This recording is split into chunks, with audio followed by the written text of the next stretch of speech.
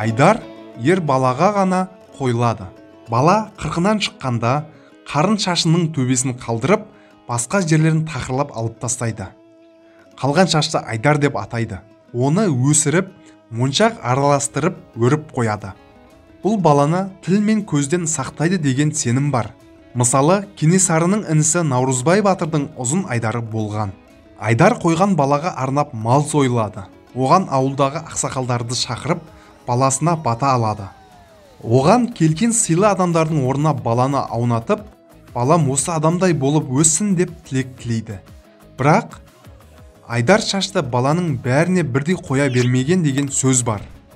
Негізінен зарығып көрген балаға Айдар қойған дейді.